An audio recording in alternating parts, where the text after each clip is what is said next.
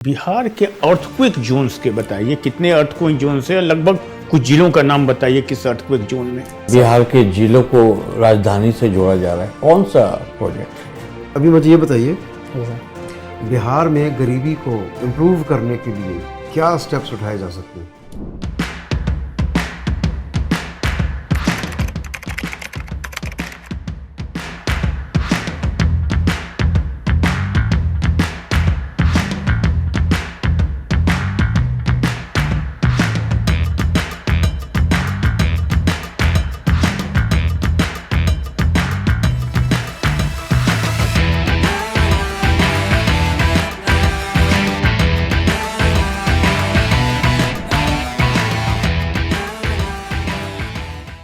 मैं आई कम इन सर? आइए दीपेंद्र, आप भूगोल के विद्यार्थी हैं। जी सर। बहुत अच्छी बात है। मुझे ये बताइए कि बिहार के अर्थक्वेक जोन्स के बताइए, कितने अर्थक्वेक जोन्स है, लगभग कुछ जिलों का नाम बताइए किस अर्थक्वेक जोन में। सर बिहार को मेनली 3 अर्थक्वेक जोन्स में बांटा गया है। एक अर्थक्वेक जोन 5 में है, अर्थक्वेक जोन 4 और अर्थक्वेक जोन 3। सर जो तराई के इलाके हैं नॉर्थ बिहार के, अर्थक्वेक जोन 4 में है जो हिमालय के तराई में है, और उसके नीचे सर अर्थक्वेक जोन 4 में है, और पठारी बेल्ट जो है जोन 5 में मान लो जोन 5 में भूकंप आता है तो क्या प्रिडिक्शन है, कितना हानि हो सकता है? सर इससे व्यापक पैमाने पे हानि होगी सर, क्योंकि जो मैग्नीट्यूड होगा वो 7-8 तक हो सकता है। 8 तक हो तो सर इसमें हो सकता है कि जो इंफ्रास्ट्रक्चर हो वो व्यापक पैमाने पे तहस नहस हो जाए। अच्छा, आप ज्योग्राफी के हिसाब से एक भारत सरकार एक ग्रेटर निकोबार प्रोजेक्ट बना रही है, उसका कुछ सामरिक महत्व भी है, और जी सर क्या क्या हो रहा है वहाँ बताइए। सर वहाँ पे एयरपोर्ट डेवलप किया जा रहा है निकोबार आइलैंड में, साथ ही सर वहाँ पे ग्रीनफील्ड टाउनशिप डेवलप की जा रही है, वहाँ पे thermal power plant sir develop किया जा रहा है।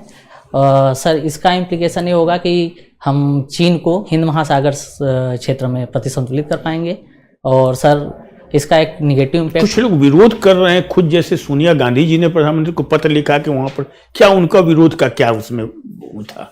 सर विरोध का कारण ये है कि वो रिच बायोडाइवर्सिटी का एरिया है, और इसके वहाँ डेवलपमेंट की वजह से वहाँ के पर्यावरण को काफ़ी नुकसान पहुँच सकता है। तो ये बताइए, पर्यावरण की संरक्षण करना क्यों जरूरी है? हम लोग विकास और पर्यावरण संरक्षण में जब क्लैश हो तो हमें क्या नीति अपनानी चाहिए? सर मेरे हिसाब से सर उसमें मध्यम मार्ग अपनाना चाहिए। विकास को वहीं तक किया जाना चाहिए जहाँ तक कि मानव के एग्जिस्टेंस पे खतरा ना उत्पन्न हो जाए, और मुझे लगता है सर कि विकास को इन्वायरमेंट इम्पैक्ट असेसमेंट जो है वो आवश्यक होना चाहिए, और सर उसका इस तरह से असेसमेंट हो कि सर उसका कोई भी नकारात्मक इफेक्ट दीर्घकालिक रूप से भी मानव पे ना पड़े।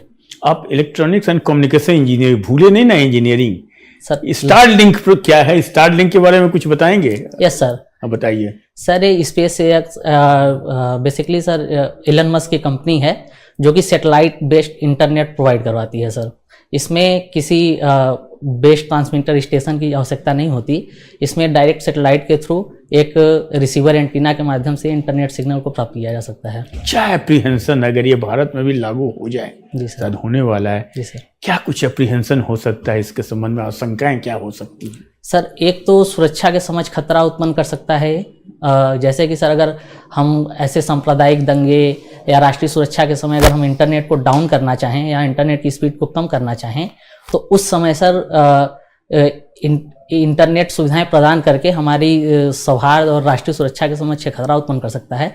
लेकिन साथ ही सर आपदाओं के समय जब हमारे ट्रांसमिशन स्टेशन काम नहीं कर रहे होते हैं उस समय काफ़ी लाभदायक होता है। हम वापस बिहार में आते हैं। बिहार के औद्योगिक विकास में क्या क्या दिक्कतें हैं, और बिहार सरकार द्वारा क्या इनिशिएटिव्स लिए जा रहे हैं औद्योगिक विकास को तीव्र करने के लिए? सर औद्योगिक विकास को पिछड़ेपन के कारण बिहार में बहुत सारे रहे हैं सर। एक तो इंफ्रास्ट्रक्चर का उस प्रकार से नहीं होना जो कि व्यापक पैमाने पर औद्योगिकरण के लिए आवश्यक है, उसमें सर सड़कें, ऊर्जा, और साथ ही सर वहाँ पे सामाजिक स्थिति जैसे कि शिक्षा का असर काफ़ी निम्न है, और कौशल शिक्षा का अभाव है। तो इसके अलावा सर वहाँ का कुछ प्रशासनिक और नीतिगत कमियां भी रही हैं, जिसके कारण कि औद्योगिक विकास उस प्रकार से नहीं हो ठीक है, पाया। बहुत बहुत धन्यवाद सर। Thank Raghuvansh you. जी। आपको दीपेंद्र जी ट्रैवलिंग का बड़ा शौक है, जी सर। तो आप बताइए बिहार में कहाँ ट्रैवल आप किए हैं?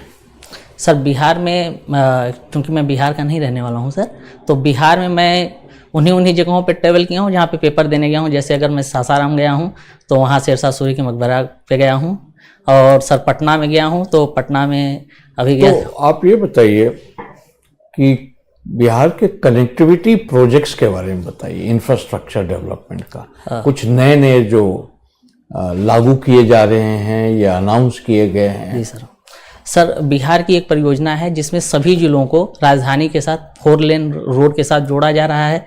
साथ ही एक सर हाई स्पीड एक्सप्रेसवे बनाया जा रहा है, जो कि गोरखपुर से लेके सर वो कलकत्ता तक शायद सर बनेगा। एक्चुअली सॉरी सर, मैं याद नहीं कर पा रहा।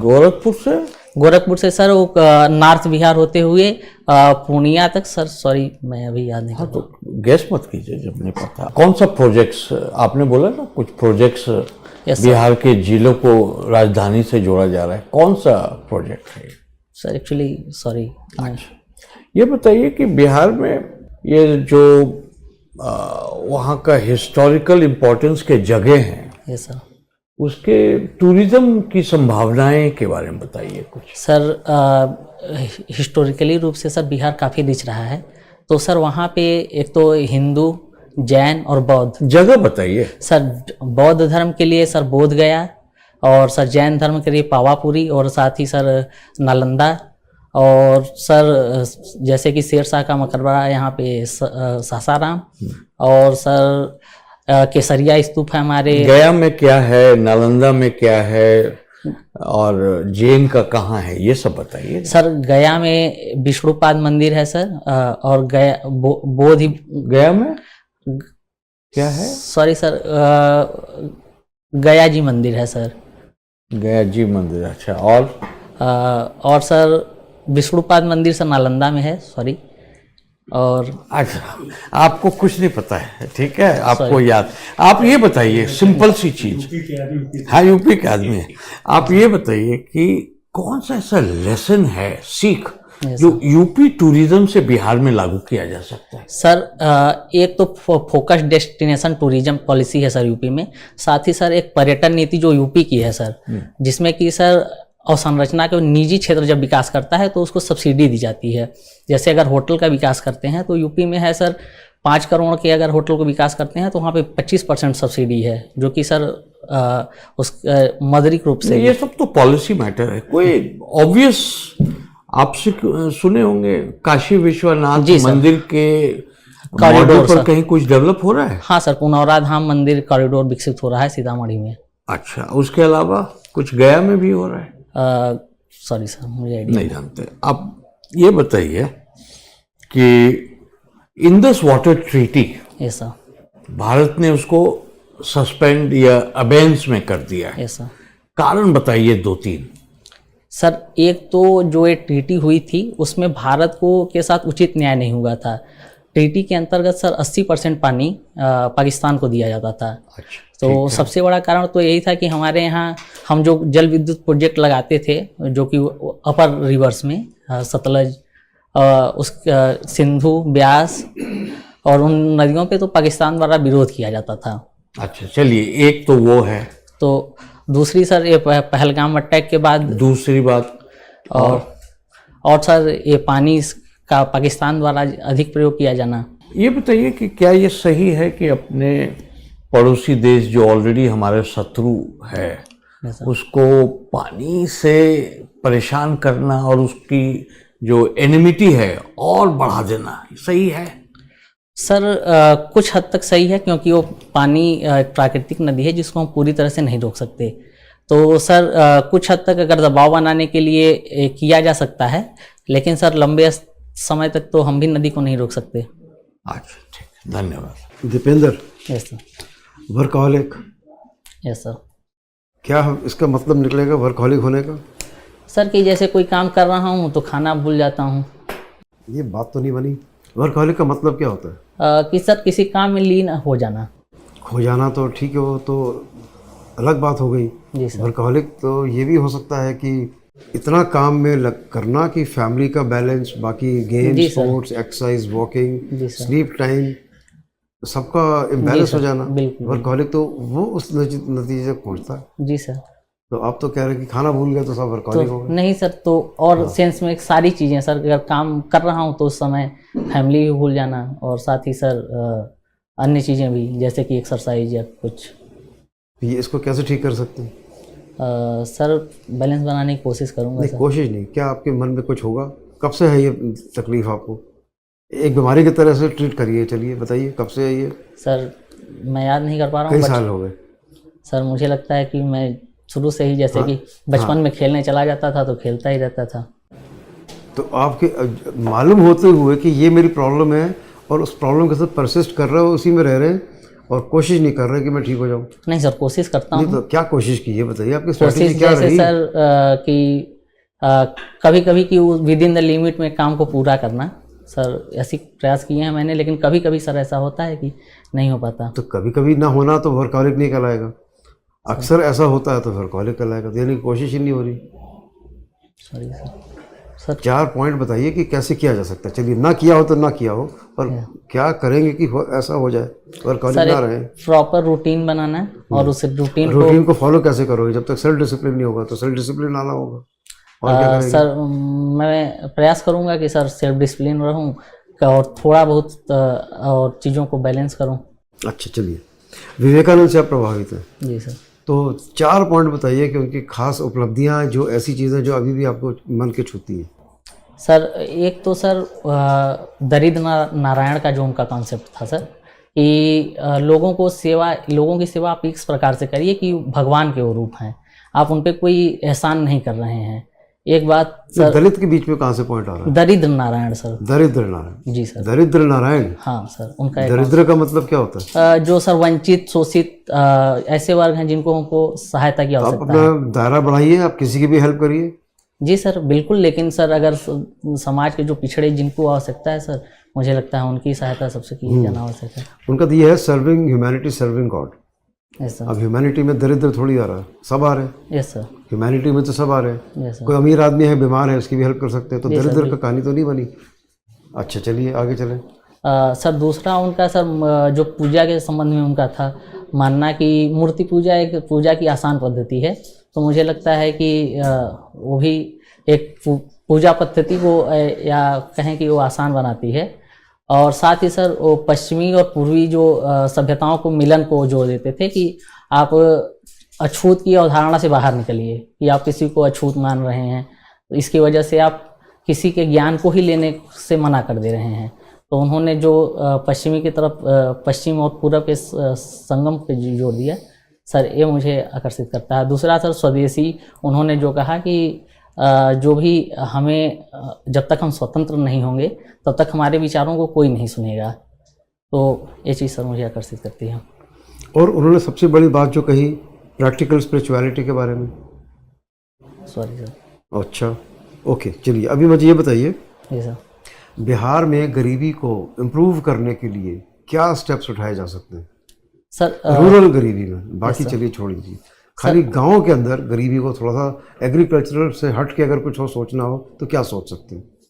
सर मेरे हिसाब से सर पहले तो शिक्षा पे विशेष ध्यान देना चाहिए, साथ ही सर स्वास्थ्य, जो कि वहाँ पे नहीं वो ठीक है, वो सब हो गया। Yes sir. कुछ ऐसे कामों में लग जाए जिससे कि उनको जीविका मिले। सर मुझे लगता है कि एग्रीकल्चर में अगर नहीं हो रहा तो जी सर, सर कुटीर उद्योगों को बढ़ावा दिया जा सकता है, जिसमें कि सर मधुमक्खी पालन, रेशम पालन, इस टाइप के जो उद्योग हैं जिसमें कि लेबर इंटेंसिव है सर, तो ज़्यादा से ज़्यादा लोगों को उसमें लगाया जा सकता है। साथ ही सर फूड खाद्य प्रसंस्करण उद्योग को वहाँ पे लगा के ज़्यादा लोगों को। डेयरी का क्या हो सकता है? डेयरी में भी सर लाइफ स्टॉक डेयरी, और क्या हो सकता है? डेयरी में भी सर वहाँ पे अपार संभावनाएं हैं, क्योंकि ज़्यादातर किसान वहाँ पे सीमांत कृषक हैं, तो ये वहाँ पे पशुपालन को बढ़ावा दिया जा सकता है। हॉर्टिकल्चर भी सर हो सकता है। Handicraft, yes sir. Handloom, yes sir. ये बताना तो वही तो आपको बताना है। Yes sir. एग्रीकल्चर के अलावा मान लीजिए ये कह दिया कि सब फ्रैगमेंटेड है, छोटी ज़मीन है तो नहीं हो सकता, एग्रीकल्चर की वजह से प्रॉब्लम हो रही है, और भी तो रास्ते हैं। Yes sir. अच्छा, ओके। शाहीन मलिक के केस के बारे में जानते हैं आप? एसिड वाला केस है ये, अब सुप्रीम कोर्ट की जजमेंट आई थी। Sorry sir. अच्छा, जस्टिस वर्मा के बारे में Yes, sir. बताइए कुछ। सर उनके वो दिल्ली हाई कोर्ट के जज थे और उनके घर पे आग लग गई थी जब वो नहीं। अभी बताइए, अभी क्या सीन है, आज की तारीख में क्या सीन है? आज सर उनके पे महाभियोग जो लगा था उसकी जांच के लिए कमेटी बनाई गई थी। तो उन्होंने उस कमेटी को सर्वोच्च न्यायालय में चैलेंज किया था कि एक कमेटी उचित नहीं है, क्योंकि सभापति ने इस पे हस्ताक्षर नहीं किया है और संविधान में लिखा है कि सभापति के हस्ताक्षर के द्वारा ही समिति का निर्माण किया जा सकता है। तो उन्होंने इस आधार पे उसको चैलेंज किया था, लेकिन सुप्रीम कोर्ट ने उसको डिनाई कर दिया। Okay, thank you. दीपेंद्र, आपका साक्षात्कार समाप्त हुआ, आप जा सकते हैं। Thank you sir.